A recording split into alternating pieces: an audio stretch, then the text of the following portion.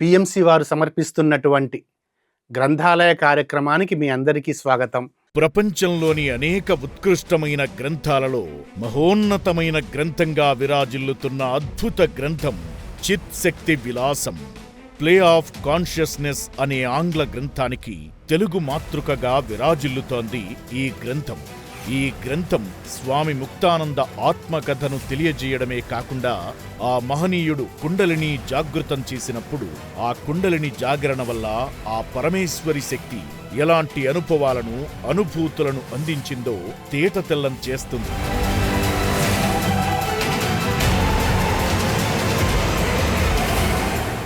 సాధారణంగా కుండలిని జాగృతమైన తరువాత అందరూ సమాధి స్థితికి వెళతారు. కానీ సమాధి స్థితిని కూడా ఒక సాక్షిగా చూసి దానిని విపులంగా వర్ణించిన అద్భుత పుస్తకమిది. కుండలిని జాగృతం వల్ల ఆ పరమేశ్వరి శక్తి దాని యొక్క స్థూల సూక్ష్మ కారణ మహాకారణ శరీరాలలో ఎలాంటి అద్భుతాలు చేసి చైతన్య స్థితికి తీసుకెళ్లి అద్భుతాలను ఆవిష్కరిస్తుందో విశదీకరించిన ఈ గ్రంథం నేడు గ్రంథరాజాలలో ఒకటిగా విరాజిల్లుతోంది. స్వామి ముక్తానంద అనుభవాల సారాన్నంతటినీ క్రోడీకరించిన ఈ అద్భుత గ్రంథం నేటి గ్రంథాలయం కార్యక్రమంలో మీకోసం. నేను మీ అల్లాబక్షు. మనం గ్రంథాలయం కార్యక్రమంలో భాగంగా స్వామి ముక్తానంద గారిచే రచించబడ్డటువంటి వారి జీవిత అనుభవాల సారమైనటువంటి చిత్ శక్తి విలాసం, ప్లే ఆఫ్ కాన్షియస్నెస్ అనేటువంటి గ్రంథాన్ని మనం స్వాధ్యాయం చేస్తున్నాము. ఇది మనకి 22వ ఎపిసోడ్. మనకి 21వ ఎపిసోడ్లో మనం రక్తేశ్వరి గురించి, వారికి వచ్చినటువంటి సందేహాలని జీపురు అన్నగారు, ఒక అవధూత గారు ఎలాగైతే సమాధానం ఇచ్చారో దాని గురించి మనం తెలుసుకున్నాము. అలాగే మనం తెలుసుకున్నటువంటి మరొక ముఖ్యమైన విషయం ఏంటంటే, ఈ కుండలిని మాత అనేది కేవలం ఆధ్యాత్మికం కోసమే కాదు, ఈ కుండలిని జాగృత సాధన మన భౌతికపరమైనటువంటి అన్ని అవసరాలను కూడా తీర్చివేస్తుంది. అలాగే ఆధ్యాత్మిక ఒక పారమార్థిక సాధన వైపు కూడా తీసుకొని వెళ్తుంది అని తెలుసుకున్నాము. ఇప్పుడు వారి అనుభవాలలో మనం మరొక స్టెప్లోకి వెళ్తాం. అంటే ఇక్కడ ఏం జరుగుతుందంటే మాస్టర్స్, స్వామి ముక్తానంద గారు రోజు రోజుకి వారి యొక్క సాధన పెరుగుతున్న కొలది వారిలో ఉన్నటువంటి ధ్యానము మరింతగా స్థితమైపోయి మరిన్ని కొత్త విషయాలు, కొత్త జ్ఞానాల వైపునకి సరికొత్తలో, ఎందుకంటే వారికి మనం చెప్పుకున్నాం గత ఎపిసోడ్లోనే వారి యొక్క థర్డ్ ఐ కూడా ఓపెన్ అయిపోయింది. కాబట్టి వారికి వచ్చినటువంటి అనుభవాలని మనం తెలుసుకుంటాము. సో ఈ ఎపిసోడ్లో వారు ధ్యానం చేస్తున్నటువంటి క్రమంలో వారిలో జరిగినటువంటి ఆ అనుభవాల అనుభూతులని వారి మాటల్లోనే మనం తెలుసుకుందాము. అయితే స్వామి ముక్తానంద గారు మనకి ఏం చెప్తారంటే, మనము కూడా ధ్యానం ద్వారా, నేను మాత్రమే కాదు మాస్టర్స్, మనందరము కూడా, సాధకులమందరం కూడా, యోగం సాధన చేస్తున్నటువంటి సాధకులమందరం కూడా ధ్యానం ద్వారా, అంతా ధ్యానం ద్వారా మాస్టర్స్, ధ్యానం ద్వారా 8 జానల రక్తేశ్వరిని దర్శనం చేసుకున్న తరువాత ఏమంటున్నారు, 8 జానల రక్తేశ్వరిని దర్శనం చేసుకున్న తరువాత అంగుష్ట ప్రమాణంలో ఉన్నటువంటి శ్వేత జ్యోతిలోకి ప్రవేశిస్తాము అంటున్నారు. సో రక్తేశ్వరి తర్వాత నెక్స్ట్ హయ్యర్ స్టెప్ ఏంటండి? రక్తేశ్వరి తర్వాత హయ్యర్ స్టెప్ శ్వేతేశ్వరిలోకి మనం ప్రవేశిస్తాము. అటువంటి సంపూర్ణమైనటువంటి అనుభూతి మనం పొందవలెను, అంటే పొందాల్సి ఉంటుంది. అంటే శ్వేతేశ్వరిలో ఉన్నటువంటి అనుభూతి ఏంటంటే, సాక్షిగా ఉంటూ స్వయంగా ఆత్మను నేను అన్నటువంటి జ్ఞానాన్ని మనం పొందవలసి ఉంటుంది. ప్లస్ దాన్ని మనం చవి చూడవలసి ఉంటుంది. మనమే ఆ జ్ఞానంగా మారాల్సి ఉంటుంది. అప్పుడే మనకి ప్రపంచవ్యాప్తంగా, ప్రపంచ రూపంలో ఉన్నటువంటి పరమాత్మయే వ్యాపించి ఉన్నాడు. అంటే నాలోనూ మీలోనూ సమస్త జంతు జీవ వృక్ష క్రిమికీటక రాశుల్లో అన్నింట్లో కూడా పరమాత్మయే ఉన్నాడు అన్న విషయం మీకు అర్థమవుతుంది. అందుకే చిత్శక్తి సాధన వల్ల మీ కుటుంబ జీవనం కూడా మెరుగవుతుంది. ఆధ్యాత్మిక జీవనం మాత్రమే కాదు, కుటుంబ జీవనం కూడా మెరుగవుతుంది. అందుకనే మీరు కుటుంబాన్ని వదిలివేసి ఎక్కడో ఏకాంతంలోకి వెళ్ళి మీరు సాధన చేసుకోవాల్సిన అవసరం లేదు. మీరు కుటుంబంలో ఉంటూ, కుటుంబంతో ఉంటూ కూడా కుండలిని సాధన మీరు చేసుకోవచ్చు. దానివల్ల మీ కుటుంబ సభ్యుల యొక్క జీవితం కూడా, జీవితము రెండూ మెరుగవుతుంది. ఎందుకు అంటే ప్రపంచమంతా ఏంటి, జడ పదార్థం కాదు. మనం జడ పదార్థంగా అనుకుంటున్నటువంటి ప్రతిదీ కూడా ఆ చిత్శక్తిమయం. అందుకే ప్రపంచవ్యాప్తంగా ఉన్నటువంటి పదార్థాలన్నీ కూడా చిన్మాత్మ రూపాలే కాబట్టి, ఆ చిదంబే కాబట్టి చిత్శక్తి కుండలిని జాగృతమైన తరువాత మీ వ్యవహారిక జీవనానికి కూడా మంచి జరుగుతుంది అని చెప్పి ఆయన ఘంటాపదంగా చెప్తున్నారు ముక్తానంద గారు. కాబట్టి మరొక్కసారి, ఎందుకంటే ఈ విషయాన్ని ఎందుకు ముక్తానంద స్వామి గారు ఇన్నిసార్లు రిపీటెడ్గా చెప్తారు అంటే, చాలామంది సాధకుల్లో ఒక అపోహ ఉంటుంది. ఏది కుండలిని జాగరణ గురించి, కుండలిని జాగృతం గురించి ఒక అపోహ ఏంటి అంటే, అన్నీ వదిలేసి ఆఖరికి మనం చేయాల్సింది కుండలిని జాగృతమేమో, పూర్తిగా సన్యాసిగానో, యోగిగానో, సిద్ధుడిగానో మారిన తర్వాత మనం చెయ్యాలేమో అన్నటువంటి ఒక సరికాని ఆలోచన, ప్లస్ ప్రపంచంలో ఎప్పటి నుంచో ఉన్నటువంటి ఒక అపవాదం అనేది అందరికీ ఉంది. అందుకనే దాన్ని తొలగించడం కోసమే స్వామివారు ఇన్నిసార్లు చెప్తున్నారండి. మరొక్కసారి ఏం చెప్తున్నారో చూడండి ఆయన మాటల్లోనే. మీరు మీ వైవాహిక జీవితంతో పాటు, మీ దైనందిన వ్యవహారాలతో పాటు, మీ సాంసారిక జీవితంతో పాటు మీ పరాశక్తి కృపకి పాత్రులైపోయి మీ జీవితాన్ని సుఖమయము, ఆనందమయం చేసుకోవచ్చు, మంచిది అని చెప్తున్నారండి ఆయన. రైట్. ఆ తరువాత ఇంకా వారి ధ్యాన అనుభవాలు, రోజు రోజుకి ధ్యానం చేసుకునేటువంటి సమయం పెరుగుతూ ఉంటుంది. అంటే మొదట ఒక 1 అవర్తో స్టార్ట్ చేస్తే టైం అనేది పెరుగుతూ వస్తుంటుంది. రోజు రోజుకి కూడా సమయం పెరుగుతూ వస్తూ ఉంటుంది. ప్రతిరోజు కూడా కొత్త అనుభవాలు ఆయన కలుగుతూ ఉంటాయి. ధ్యానంలో రక్తజ్యోతి కనబడింది కదా, రక్తజ్యోతిలో ఏదో ఒక స్థానంలో ఆయనకి దివ్య చక్షువు లభించేది. ఆ రక్తవర్ణపు జ్యోతిలో థాడే తనకు కనిపించేది. సో ఏం చేసేవారు స్వామివారు, ఇక్కడ ధ్యాన కుటీరంలో కూర్చొని ఎక్కడో సూకీలో ఉన్నటువంటి తన ఇంకో కుటీరం ఉంది కదా సూకీలో, ఆ సూకీలోని తన కుటీరాన్ని కూడా తాను చూసుకునేవారు. అలాగే ఈ బ్రహ్మాండం మొత్తాన్ని కూడా ప్రత్యక్షంగా చూసుకునేవారు. ధ్యాన పరిధి విస్తరించి బ్రహ్మాండం దాంట్లో ఒక అంశగా చూశారండి. ఇవన్నీ థాట్ విజన్స్, మనందరికీ ఇవి మనం ఎప్పటి నుంచో థాట్ విజన్స్ చూసుకుంటూ వస్తున్నాము. ఆ స్థితిలో స్వామి ముక్తానంద గారు కూడా సమస్త బ్రహ్మాండాన్ని కూడా తన కుటీరంలో కూర్చొని చూసేవారు. అందుకే అంటున్నారు ఇది ధ్యాన పరిధి, మీకెవ్వరికి దీని గురించి అనుమానపడాల్సినటువంటి అవసరం లేదు అని ఆయన ఆనాటి చిన్న ఎగ్జాంపుల్ చెప్తున్నారు. అప్పుడు రేడియో వాడకంలో ఉంటుంది కదా, రేడియోలో ఒక స్టేషన్ పెడితే ఏమవుతుంది, ఆ స్టేషన్కి సంబంధించిన వార్తలు వస్తాయని ఏమంటున్నారు, మీరు బొంబాయి స్టేషన్ నుంచి వచ్చే వార్తని వింటారు, కొద్దిగా ముళ్ళుని కదిపితే కలకత్తా స్టేషన్ నుంచి వచ్చే వార్తను కూడా మీరు వింటారు. అంటే వేవ్ బ్యాండ్, ఆయన ఫ్రీక్వెన్సీ అన్న పదాన్ని ఇక్కడ వాడారు మాస్టర్స్. సో ఫ్రీక్వెన్సీ మారుస్తున్న కొద్దీ ఎక్కడి నుంచైనా మనం ఆ ఫ్రీక్వెన్సీకి సంబంధించినటువంటి విషయాలు తెలుసుకోవచ్చు. అలాగే ధ్యానం యొక్క ఫ్రీక్వెన్సీని మనం పెంచుతున్న కొలది ఆ ఫ్రీక్వెన్సీలో ఉన్నటువంటి విషయాలని కూడా మనం విజన్స్ ద్వారా చూడవచ్చు. అందుకే ఆయన ఏం చెప్తున్నారంటే స్వామివారు, కేవలం యంత్రం అంటే ఒక పదార్థంగా చూస్తున్నారు కదా, ఆ జడ పదార్థాల సహాయంతోనే, యంత్ర పరికరాల సహాయంతోనే ఇంట్లోనే కూర్చొని దేశ విదేశాల వార్తలు మీరు వింటున్నప్పుడు ధ్యానంలో విభిన్న స్థానాల నుంచి సమాచారాన్ని పొందడంలో మీకు ఎలాంటి ఇబ్బంది ఉంటుందండి? మీకు ఎలాంటి ఇబ్బంది ఉండదు. కాబట్టి మీకు లభించేటువంటి ఏవైతే దివ్య చక్షువు యొక్క దృశ్యాలు, థర్డ్ ఐ విజన్స్ అన్నీ కూడా 100కి 100 సత్యం అని మనకి చెప్తున్నారు. అందుకే మీ అంతర్జ్యోతిలో మీ దివ్య చక్షువులో మొత్తం ప్రపంచం కనబడుతుంది. దీంట్లో పెద్ద విశేషం లేదు, ఇది సహజము అని చెబుతూ ఉన్నారు ఆయన. రైట్. కాబట్టి ఇంకా ఎవరికైనా నేను భ్రమలో ఉన్నానేమో, నాకు కనిపించేవి ఇల్యూజన్స్ ఏమో అని చెప్పి అనుకుంటూ ఉంటుంటే దాన్ని మొత్తాన్ని ప్రక్షాళన గావించండి. ధ్యానంలో దివ్య చక్షువు ద్వారా కనబడే మీ ప్రతి అనుభవం కూడా సత్యమే. ముక్తానంద గారి యొక్క ధ్యాన సాధన కొనసాగిస్తూ వస్తున్నప్పుడు రోజు రోజుకి కూడా ఆయన సాధన ఎక్కువ కావడం ప్రారంభమవుతుంది.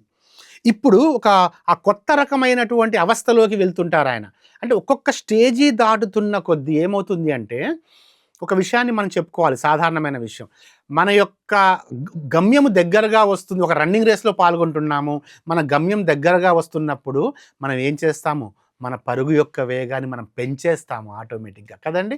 అలాగే తన యొక్క లక్ష్యం దగ్గరవుతున్న కొద్దీ ధ్యాన అనుభవాలు కూడా తీవ్రతరమైపోతుంటాయి. ధ్యానం యొక్క స్పీడ్‌ని కూడా ఆయన పెంచుతూ వస్తారు. ఇప్పుడు ఏం కనబడుతుంది ఆయనకి? ఒక పసుపు రంగు జ్యోతి కూడా కనబడడం ప్రారంభమైంది. అంటే మళ్ళీ అప్పుడప్పుడు ఏం కనబడుతుంటాయి? ఎరుపు రంగు, తెలుపు రంగు కలిసిన జ్యోతి కూడా కనబడుతూ ఉంటుంది. పసుపు రంగు జ్యోతి కూడా కనబడుతూ ఉంటుంది. అతి సుందరమైనటువంటి ఈ పసుపు రంగు జ్యోతిని ఆయన ఆ తంద్రావస్థగా మనం చెప్పుకున్నాం కదా మనం అంతకుముందు ఎపిసోడ్స్లో. ఆ తంద్రావస్థలో ఏం జరుగుతుంది? ఇతర దేశాలు కూడా తనకు కనిపించేవి. మనం ఇందాక బ్రహ్మాండం మొత్తం కనిపిస్తుంది అనుకున్నాం కదా మాస్టర్స్. ఇతర దేశాలు కనిపించేవి. కానీ మనకి సమాధి స్థితి కాదండి ఇది. ఈ తంద్రావస్థ అంటే ఎరుకతో సాక్షిగా ఉండి సమస్తాన్ని చూస్తున్నటువంటి స్థితి ఈ తంద్రాస్థితి. ఆ తంద్రాస్థితిలోకి ప్రవేశించిన తరువాత తన యొక్క అలసట మొత్తం తీరిపోయేది, ఎంతో ఆనందం వేసేది. కానీ శరీరం మాత్రం కొద్దిగా బలహీనం అవుకుంటూ వచ్చింది. కాలిపిక్కలు కూడా బలహీనమైనాయి. కానీ సప్తధాతువులు కూడా శుభ్రపడడం ప్రారంభమైంది. బాడీ క్లీనింగ్ ప్రారంభమైంది మాస్టర్స్. స్వాధిష్టానం దగ్గర ఫోకస్ ఎక్కువైంది స్వామివారికి. సో శరీరం బలహీనమవుతున్నా, కాలిపిక్కలు బలహీనమవుతున్నా సరే సప్తధాతువులు శుభ్రపడడం ప్రారంభించింది. అన్నం కూడా చాలా మామూలుగానే తింటూ వస్తారు. మలమూత్ర విసర్జన కూడా తగ్గుకుంటూ, అంటే అవుట్పుట్ కూడా తగ్గుకుంటూ వచ్చింది. ప్లస్ ఇంకొక విషయం ఏంటంటే ఇక్కడ తన యొక్క విసర్జకం నుంచి, తన యొక్క మలమూత్రాదులు చెమట నుంచి జనరల్గా ఏ మానవుడికైనా వారి యొక్క విసర్జకం నుంచి ఏమవుతాయి? ఒక వాసన, దుర్వాసన అనేది సహజంగానే వస్తూ ఉంటుంది. కానీ స్వామివారు ఎప్పుడైతే ఈ తంద్రావస్థలోకి ప్రవేశించినప్పటి నుంచి మొదలు పెడితే వారి యొక్క మలమూత్రాదులు చెమట కూడా దుర్గంధం తగ్గిపోతుంది. చెప్తారు చూడండి, దుర్గంధం తగ్గిపోయింది. చెమటలో కూడా దుర్గంధం తగ్గిపోయింది. శరీరం మాత్రం పుష్టిగానే ఉంది. అంటే ఆ స్ట్రెంగ్త్ తగ్గట్లేదు తనకి. తను ఒక లీన్గా అయిపోతున్నారు. తేలికగా ఉండేది, చురుకుగా ఉంది నా శరీరము, ఉత్సాహంగా ఉంది. ప్రేమ భావం పెరగడం ప్రారంభమైంది. ఆ తన్మయత్వంతో తోటలోకి వెళ్ళి నృత్యం కూడా చేసేవారు స్వామీజీ గారు. ఈ స్థితిలో స్వామీజీ గారికి ఏం జరుగుతుందంటే పద్మాసనంలో కూర్చునేవారు ఆయన. పద్మాసనం కూడా స్టిఫ్ అయిపోతుందండి, అంటే స్థిరపడుతుంది. అంటే ఒక్కసారి 3 గంటల సేపు కనుక కూర్చున్నారంటే ఏకధాటిగా కూర్చోగలిగేవారు ఆయన. 3 గంటలు పద్మాసనంలో ఏకధాటిగా కూడా కూర్చునేవారు. తరువాత ఏం జరిగింది అంటే తనకి, అంటే ఇక్కడ హఠయోగ ప్రక్రియ ఆసనాలు మనం మొదటిగా కొన్ని క్రియలు వచ్చాయి అని చెప్పుకున్నాం కదా మనం, ఏది మన 21వ ఎపిసోడ్లో. దాంతోపాటుగా నాలుక కూడా లోపల ఉన్నటువంటి అంగిట్లో తగిలి అక్కడ కొద్దిసేపు ఉండేది. నాలిక లోపల ఉన్నటువంటి అంగిట్లో తగిలి కొద్దిసేపు ఉండేది. ధ్యానం ముగిసిన తర్వాత ఏమయ్యేది? మళ్ళీ మామూలు స్థితికి వచ్చేది. అంటే అప్పుడు ఆయనకి ధ్యానంలో ఒక రూపం కూడా కనబడి ఏం చెప్పేదంటే, నీ నాలుక కిందికి దిగుతుంది, ఖేచరీ ముద్ర అంటారు దీన్ని అని ఒక రూపము, ఒక గొంతుక కూడా తనకి వినబడుతుందండి. నీ నాలుక, ఇది హైలైట్గా రాయబడుతుంది ఇక్కడ, నీ నాలుక కిందికి దిగి నీ హృదయ కమలాన్ని తెరిచేటువంటి గొప్ప పని చేస్తూ ఉంది. పైకి వెళ్ళి అంగిట్లో ఏదైతే కొట్టుకుంటుందో చూసావా, అది ఖేచరీ ముద్ర అంటారు. నీకు ఉన్నతమైనటువంటి స్థితి లభిస్తుంది అన్నటువంటి ఇన్నర్ వాయిస్ అండి. ఇన్నర్ విజన్స్ కనబడుతూ ఉంటాయి, ఇన్నర్ వాయిస్ కనబడుతూ ఉంటుంది. తన ప్రమేయం లేకుండానే అద్భుతమైనటువంటి ముద్రలు సహజంగా వస్తుంటాయి. ఇక్కడ స్వామిగారు మనకి చెప్పదలుచుకున్నటువంటి విషయము, జ్ఞానము ఏంటంటే, కావాలని ముద్రలో కూర్చోవడం కాదు, కావాలి అని చెప్పి చేయడం కాదు. నువ్వు ధ్యానం చేస్తున్నప్పుడు ఆ ధ్యాన స్థితిలో మీలో సహజంగా అయితే ఏ ఏ క్రియలు వస్తాయో ఆ సహజమైనటువంటి క్రియలు నీకు దర్శనమిస్తూ ఉంటాయి. నీ శరీరం దాన్ని ప్రదర్శిస్తూ ఉంటుంది. అందుకే నాలుక పైన అంగిట్లో ఖేచరీ ముద్రలో తగలడం వల్ల ఏమవుతుంది? సహస్రారానికి మార్గం తెరుచుకుంటుంది. సహస్రారానికి మార్గం తెరుచుకుంటుంది. సహస్రారంలో సహస్ర కిరణాల మధ్య సహస్రారంలో సహస్ర కిరణాల మధ్య విరాజమానమై ఉన్నటువంటి ఆ పరమశివుణ్ణి కలుసుకోవడానికి జాగృతమైనటువంటి నీ కుండలిని ఏదైతే ఉందో ఆ కుండలిని యొక్క ప్రక్రియ ఖేచరీ ముద్ర అనేది. కుండలిని నీతో ఖేచరీ ముద్ర వేయించి పైన ఉన్నటువంటి సహస్రారంలో ఉన్నటువంటి ఆ పరమశివుణ్ణి కలుసుకోవడానికి తగిన మార్గాన్ని ఏర్పాటు చేసుకుంటుంది అని మనకి స్వామి ముక్తానంద గారికి ఇన్నర్ వాయిస్ కూడా వినబడుతుందండి. అందుకే ఇంకా ఏం జరిగేది స్వామి గారికి అంటే, అప్పుడప్పుడు అన్ని చక్రాల దేవతలు దర్శనమిచ్చేవారు, అక్కడక్కడ జ్యోతులు కూడా కనిపిస్తూ ఉండేవి. కానీ ఇవన్నీ తను కావాలని చేయట్లేదండి, తన ఆధీనంలో కూడా ఉండేవి కావు, ఇవి సహజంగా ఏర్పడేవి. అందుకే మాస్టర్స్ ఇక్కడ మొదటి నుంచి కూడా గురువు గారు చెప్పిన, ఇప్పుడు స్వామి గారు చెప్పిన, ధ్యానం చేయడం వరకే మన పని. ధ్యానము మనం చేస్తాం అంటే, ధ్యానం చేయడం అంటే శ్వాస మీద ధ్యాస పెడతాము, అప్పుడు మనకి ధ్యాన స్థితి వస్తుంది. ధ్యానం చేయడం కాదు, ధ్యానం ఒక స్థితి. చేసేదేంటి, శ్వాస మీద ధ్యాస మనం చేస్తాము, ధ్యాన స్థితి వస్తుంది. ధ్యాన స్థితిలో కూడా ఈ క్రియలన్నీ కూడా కుండలిని మాత మన శరీరంతో సహజంగానే మనకు చేయిస్తూ ఉంటుంది. అప్పుడప్పుడు 2 కాళ్ళు గట్టిపడిపోయానికి పద్మాసనం, కాళ్ళు విడదీయనట్టుగా ఉంటాయి, కానీ ధ్యానం అయిపోయిన తర్వాత మళ్ళీ మామూలుగా జరిగిపోతుంది. అయితే ఇక్కడ ఆయన ఒక మాట అంటారు. ఆయన ఏం చెప్తారంటే మనకి, ఒక్కసారి పద్మాసనంలో మీరు కూర్చోగలిగితే, అంటే ధ్యాన సమయంలో మనం సుఖాసనంలో కూర్చుంటాము, పద్మాసనంలోనే కూర్చోవాలి అనేటువంటి నిబంధన మన గురువుగారు మనకు చెప్పలేదు. కానీ సిద్ధ విద్యార్థులకి ఈయన ఏం చెప్తున్నారు అంటే, ఒక ఎడిషనల్ విషయం చెప్తున్నారండి పద్మాసనానికి సంబంధించింది. మనం అన్ని రకాల స్వాధ్యాయాలు, అన్ని జ్ఞానాలు నేర్చుకోవాలి అని చెప్పినటువంటి మన గురువుగారి యొక్క సందేశం ప్రకారంగా ఇది మనం నేర్చుకుంటున్నాము, చెప్పుకుంటున్నాము. విషయం ఏంటి అంటే, ఇక్కడ ఆయన చెప్తారు ఆయన మాటల్లోనే, నా ప్రియమైన సిద్ధ విద్యార్థులారా జ్ఞాపకం పెట్టుకోండి, పద్మాసనం వల్ల 72 కోట్ల నాడులు కూడా శుభ్రపడతాయి. నాడులు శుభ్రం కావడమే నిజమైన పరిశుభ్రం కావడం. మనం బయట నుంచి ఎంత స్నానం చేసినా, ఎంత సోప్స్, ఎన్ని మనం పెర్ఫ్యూమ్స్ వేసుకున్నా కూడా అది పరిశుభ్రం కాదు. ఇది మన భాష. కానీ వారేం చెప్తారంటే, నాడులు శుభ్రం కావడమే నిజమైన పరిశుభ్రత. నాడుల్లో మురికి, దుర్గంధము, వికారాలు ఉంటే మీకు ఎలాంటి సుఖము ఉండదు. ఆఫ్కోర్స్ మీకు ఆ వాసన రాకపోవచ్చు, కానీ మీకు ఎలాంటి సుఖము ఉండదు. అందుకే నాడుల్లో మురికి, దుర్గంధము, మల వికారాలు ఉన్నంత కాలం ఎటువంటి సుఖము ఉండదు. ఈ సంగతి మీరు అర్థం చేసుకోండి. మీ చుట్టూ అపరిశుభ్రమైనటువంటి వాతావరణం ఉంటే మీరు సుఖంగా జీవించగలరా? అలాగే శరీరం లోపల మురికిగా ఉండి, మనకు కనబడదు శరీరం లోపల మురికిగా ఉందన్న విషయం. మన శరీరాన్ని మన చర్మం వరకే మనం శుభ్రం చేసుకుంటున్నాం. మన శరీరం లోపల ఉన్నటువంటి మన అంతర్గత అవయవాలు మనం ఎలా శుభ్రం చేసుకోవట్లేదు కదా. కానీ ధ్యానం ద్వారా అవి శుభ్రమవుతాయి అని చెప్తున్నారు ఆయన. అదేవిధంగా శరీరము మురికిగా ఉండి, రకరకాల వ్యాధులు కలిగి ఉండి, దుర్వాసన వస్తూ, ముక్కు నుంచి నీరు కారుతూ, దుర్గంధం వస్తుంటే అది ఎలా ఉంటారు మీరు? బయట శరీరానికి పూసుకునే అత్తరు వల్ల ఈ దుర్వాసన మీకు పోదు. ఎలా పోతుంది ఈ దుర్వాసన అంటే, ధ్యానం ద్వారా పోతుంది. అందుకే చెప్తున్నారు 3 గంటల ధ్యానం. 3 గంటల ధ్యానం ద్వారా నాడులు పరిశుభ్రమైపోతాయి, విశ్వశక్తి మన లోపల ప్రవేశిస్తుంది. మీకు అవకాశం ఉంటే పద్మాసనంలో కూర్చునే ప్రయత్నం చేయండి, కానీ బలవంతంగా కాదు. కూర్చుంటే నాడులు పరిశుభ్రమైపోతాయి. నాడులు శుభ్రమైన వెంటనే ఏది శుభ్రపడుతుంది? మొదటగా నాడులు శుభ్రపడతాయి, వెంటనే ప్రాణం శుభ్రపడుతుంది. అందుకే ప్రాణాయామము మనకి ప్రయత్నపూర్వకంగా కాదు, సహజంగానే జరుగుతుంది. ప్రాణాయామం కూడా మనం ప్రయత్నపూర్వకంగా చేయకూడదు అని మన గురువుగారు అయినటువంటి బ్రహ్మర్షి పితామహ పత్రిజీ గారు మనకు సందేశం ఇస్తారు. సహజంగా జరిగితే ఓకే, కానీ ప్రయత్నపూర్వకంగా ఏ హఠయోగ ఆసనాలు మనం చేయాల్సినటువంటి అవసరం లేదు. కానీ ఎప్పుడైతే మీరు కుండలిని జాగృత సాధన ధ్యానంలో మీకు జరుగుతుందో, ధ్యానంలో ఎప్పుడైతే కుండలిని మాత జాగృతమవుతుందో, ఆ ధ్యాన సాధన ద్వారా, అలాగే మన గురుదేవుల యొక్క కృప ద్వారా ఏం జరుగుతుంది? ప్రాణాయామము దానంతట అదే జరుగుతుంది. ఈ నాడీ మండలం మొత్తం, విశ్వశక్తి మన లోపలికి ప్రవేశించి నాడీ మండలం మొత్తం కూడా శుభ్రపడిన తరువాత అంతఃకరణం, మన మనస్సు యొక్క వ్యాపారాలు కూడా పరిశుభ్రమవుతాయి. దీనివల్ల ఏం జరుగుతుంది? ధ్యానావస్థ పై అంతస్తులకి వెళ్తుంది. మనం అదే స్థితిలో మనం కొన్ని సంవత్సరాలు చేసినా కూడా మనకి అంతగా ఆధ్యాత్మిక ప్రయోజనం ఉండదు. ధ్యానంలో కూడా మనం ధ్యాన స్థితిలో కూడా మనకి ఎన్నో అవస్థలు ఉంటాయి. లోతుగా వెళ్ళడమే ఇక్కడ ఉన్నతంగా వెళ్ళడము. ధ్యానావస్థ పెరిగింది అంటే ధ్యానంలో మరింత మరింత మరింత మరింత మరింత లోతుకి మనం వెళ్ళామని చెప్పి అర్థము. అందుకనే ఈ 3 గంటల ధ్యానాన్ని మరింత జాగ్రత్తగా అభ్యాసం చేయండి అని చెప్తున్నారు.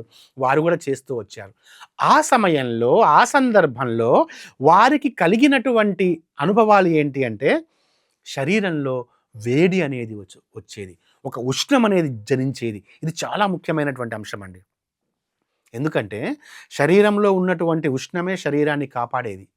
మన ఫిజిక్స్‌లో కూడా ఎంట్రోపీ థర్డ్ లా అనేది ఉంటుంది. ఏంటంటే దాంట్లో శరీరంలో ఉష్ణం అయిపోయిన వెంటనే శరీరం చల్లబడుతుంది.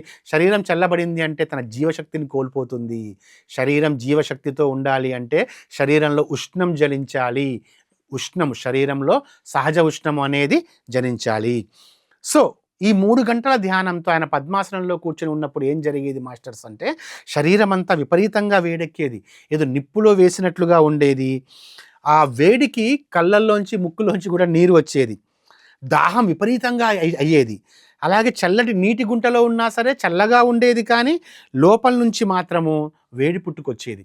ఎందుకు ఆయన అనుభవాలు మనం ఇంతగా నొక్కి వక్కానించుకుంటున్నామంటే కుండలిని సాధన జాగృతలో, అంటే ఈ కుండలిని జాగృతం అనేటువంటి సాధన మనం చేసేటప్పుడు ఒకానొక ధ్యానావస్థ స్థితికి మనం చేరుకున్నప్పుడు మన శరీరం అనేది అంతర్గతంగా వేడి అనేది వస్తుంది. సో ఆ అనుభవం కలిగిన వెంటనే మీరు కంగారు పడాల్సినటువంటి అవసరం లేదు.